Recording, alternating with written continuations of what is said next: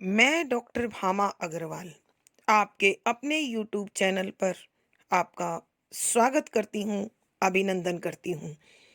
आइए प्यारे बच्चों, आज हम श्री नरेश मेहता जी द्वारा रचित मंत्र गंध और भाषा नामक कविता का अध्ययन आरंभ करते हैं। इस कविता को अध्ययन में सरल व सुगम बनाने के लिए आइए कुछ स्मरणीय बिंदुओं पर अपना ध्यान केंद्रित करते हैं। नंबर 1, मंत्र गंध और भाषा नामक कविता नरेश मेहता जी द्वारा रचित है। नंबर 2, नरेश मेहता जी नई कविता के सशक्त हस्ताक्षर हैं। नंबर 3, इस कविता में प्रकृति के महत्व को दर्शाया गया है। नंबर 4, मंत्रों की महक केवल धर्म ग्रंथ में नहीं होती बल्कि भाषा में प्रकृति के प्रत्येक तत्व में होती है। नंबर 5, मंत्र की गंध का अर्थ मेरी दृष्टि में इच्छित वस्तु की प्राप्ति अथवा सिद्धि या सम्मोहन शक्ति से है। नंबर 6, भाषा भी इस सम्मोहन अथवा वशीकरण की शक्ति रखती है, अर्थात मिठास से भरी शुद्ध और सात्विक भाषा श्रोता को अपने वश में कर लेती है। नंबर 7, प्रकृति के प्रत्येक तत्व की अपनी भाषा, अपनी महक होती है जो किसी भी धर्म ग्रंथ में नहीं होती है। नंबर 8, धरती का स्पर्श, भोजपत्र वेद मंत्र के समान ही है। नंबर 9, देवदारू की लकड़ी कवि ने उपनिषदों के समान पवित्र बताई है। नंबर 10, हिमालय की चोटियों से गिरते झरनों की आवाज स्तुति पाठ के समान लगती है। नंबर 11, अग्नि व वृक्षों से छलती धूप की महक इतनी मोहक होती है जो किसी शतपथ ब्राह्मण में नहीं है। नंबर 12, वेद, उपनिषद, ब्राह्मण, आरण्यक ये सब धार्मिक ग्रंथ हैं। नंबर 13, पर्यावरण व प्रकृति का प्रत्येक तत्व विशेष प्रकार के आकर्षण को समाहित रखता है जो कवि को सम्मोहित कर रहा है। नंबर 14, कवि इन सबको नाम इसलिए नहीं देना चाहते क्योंकि प्रकृति का आकर्षण अंतहीन और प्रतिपल नए रंग में ढलता दिखाई देता है। नंबर 15, किसी भी तत्व को नाम देना उसकी सीमाओं को सीमित कर देना होता है। नंबर 16, एकांत, मेले, शोरगुल, शांति, पतझड़ अथवा बसंत सबकी अपनी अपनी भाषा है और अपनी अपनी महक है, अर्थात सब अपने विशेष गुण से दूसरों को अपनी ओर आकर्षित करते हैं, सम्मोहित करते हैं। आइए अब हम कविता के पदों की व्याख्या करते हैं। पद संख्या 1, कौन विश्वास करेगा फूल भी मंत्र होता है।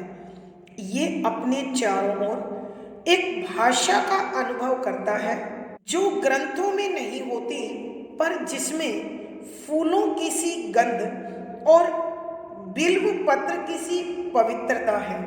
इसलिए मंत्र केवल ग्रंथों में ही नहीं होते।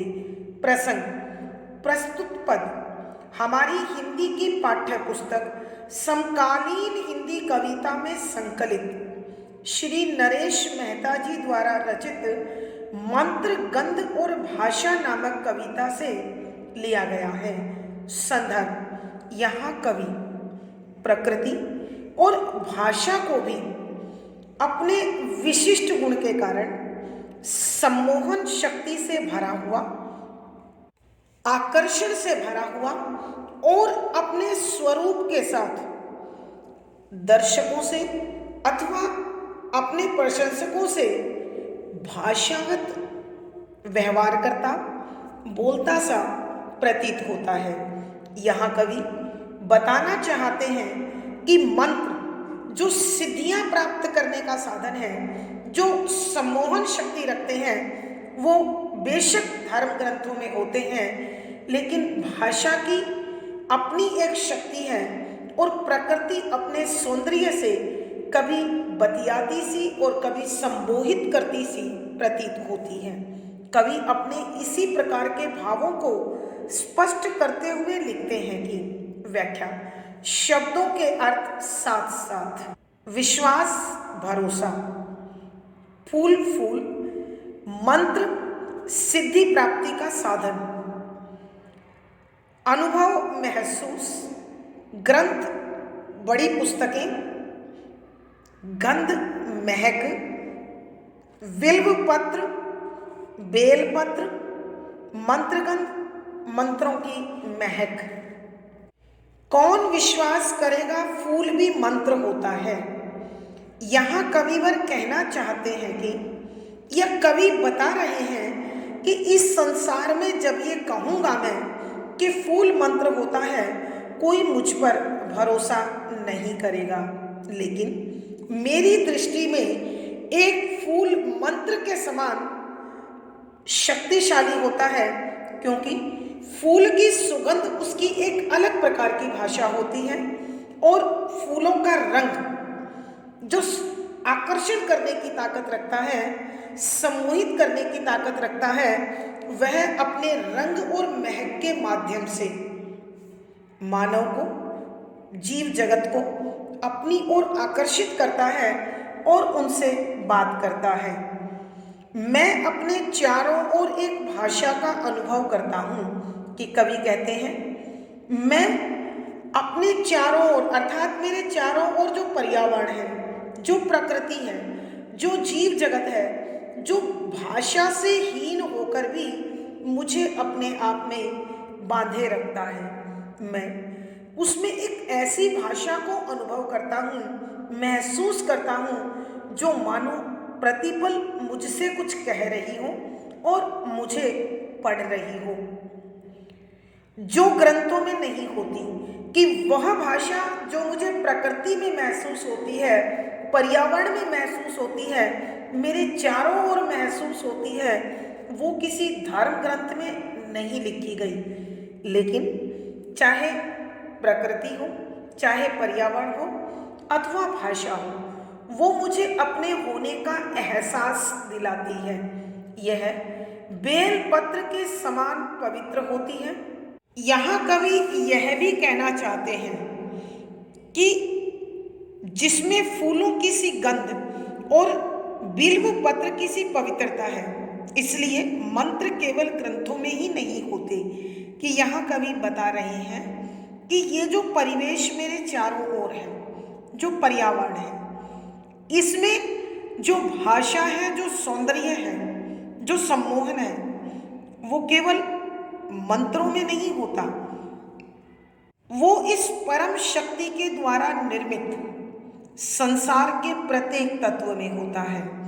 मेरा यह कहना अनुचित नहीं है, मिथ्या नहीं है, झूठ नहीं है कि मंत्र केवल ग्रंथों में होते हैं। मंत्रों का उद्देश्य या मंत्रों का प्रयोग हम पराई इच्छित सिद्धियों को प्राप्त करने के लिए अथवा इच्छित तत्व को अपने वश में करने के लिए करते हैं। तो प्रकृति भी हमें अपने वश में किए हुए हैं और हमसे बात करती है। भाषा भी जब मिठास से भरी, शुद्ध, सात्विक और सुंदर भावों से भरी हुई होगी, तो निश्चित रूप से वो श्रोता अथवा पाठक को अपने वश में कर लेती है।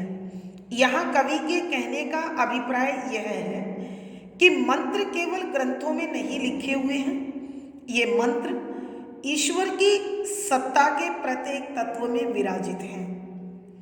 जो इन्हें अनुभव करता है, महसूस करता है, उन तक ये पहुंचते हैं, अपने अस्तित्व की पहचान कराते हैं। आइए बच्चों, एक बार फिर हम इस पद की व्याख्या करते हैं।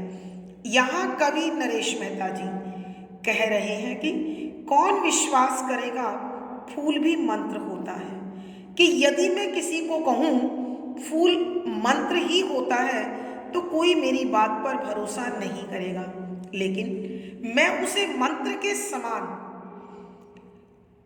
कह रहा हूँ क्योंकि उसकी अपनी एक महक है, उसका अपना एक आकर्षक रंग है जो अपनी महक और इस रंग के माध्यम से संसार को अपनी ओर खींचता है, अपने पास लाता है और अपने विषय में बताता है। तो इसलिए फूल का वो सौंदर्य, फूल की वो महक एक मंत्र के समान ही शक्ति रखती है। मैं अपने चारों ओर एक भाषा का अनुभव करता हूँ जो ग्रंथों में नहीं होती, कि कवि बता रहे हैं कि मैं अपने आसपास, अपने पर्यावरण में, अपने परिवेश में इस प्रकृति के प्रत्येक तत्व में एक अलग ही प्रकार की भाषा को सुनता हूँ, पढ़ता हूँ। वह बेशक किसी ग्रंथ में नहीं लिखी हुई, लेकिन ग्रंथ में लिखे गए मंत्रों के समान ही शक्तिशाली है, ताकतवर है, पर जिसमें फूलों की सी गंध और बिल्व पत्र की सी पवित्रता है, कि जो भाषा मैं अपने चारों ओर अनुभव करता हूँ उसमें फूलों की महक के समान शक्ति है, कि वो मुझे अपनी ओर आकर्षित कर लेते हैं, मुझसे बात करते हैं और वो बेल पत्र के समान पवित्र है।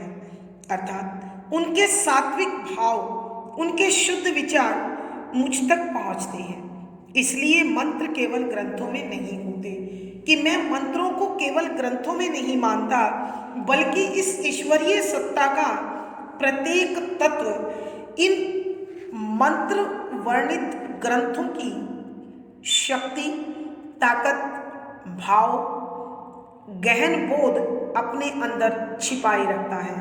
भावार्थ, कवि के कहने का भाव यह है कि प्रकृति का कोई भी तत्व ऐसा नहीं है जो अपनी सम्मोहन शक्ति और अपनी भाषा ना रखता हो।